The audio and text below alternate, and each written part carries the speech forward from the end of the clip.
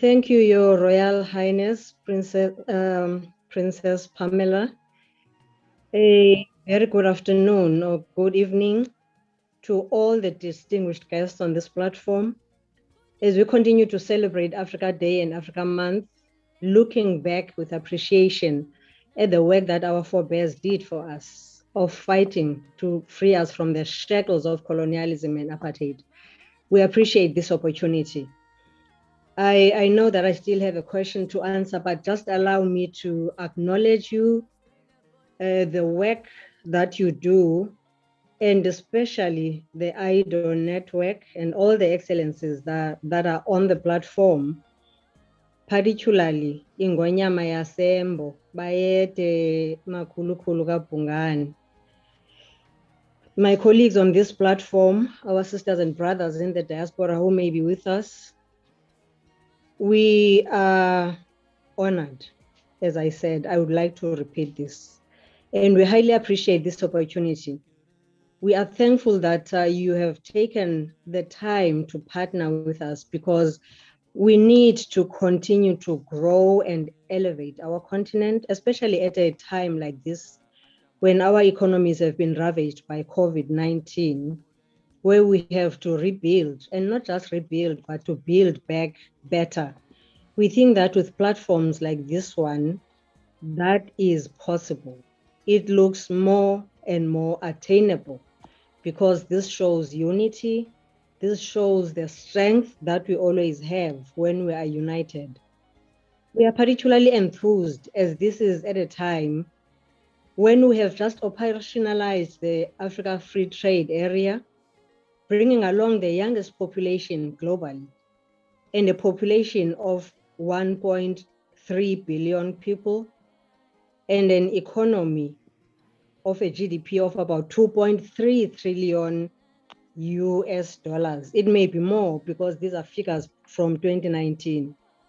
We equally welcome an opportunity to engage and interact with all of you. We hope you'll ask us some questions so that we can answer you directly in real time, including our sisters and brothers from our diaspora right across the globe. We didn't know what to expect coming to this gathering, but we're excited because, as I said, it gives us an opportunity to get to know one another. But now that we have seen that we are part of a bigger family, we are confident that this is, well, yes, the first engagement, but it is not the last. And let me take just an opportunity to acknowledge all our youth, because in South Africa, we celebrate Youth Month in June, the 16th of June being the Youth Day. May it be a reflective and constructive Youth Month this year. To come to your question, I'll be very brief, Your Royal Highness. I see myself just as a diplomat. I love being a woman. But in this instance, I do the same job as other diplomats. I work as hard and smart as other diplomats.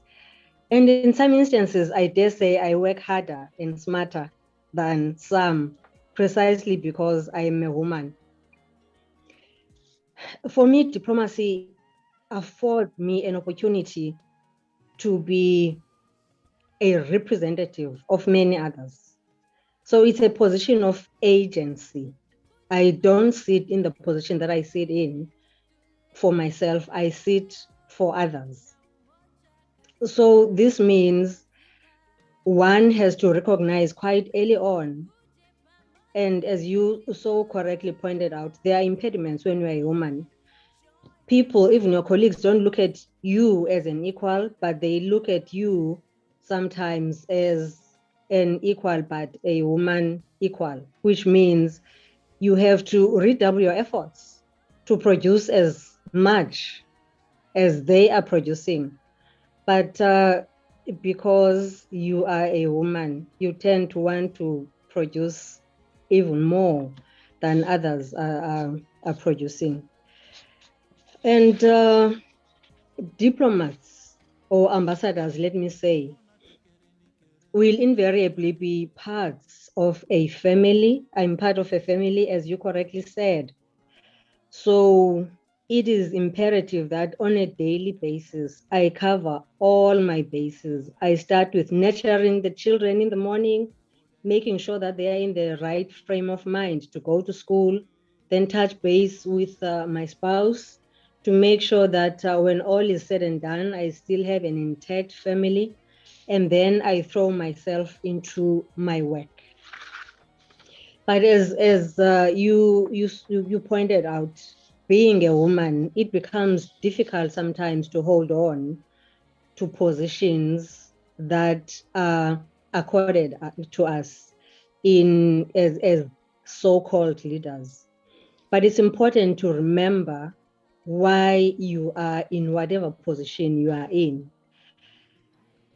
Our embassy, for instance, plays a role in various areas.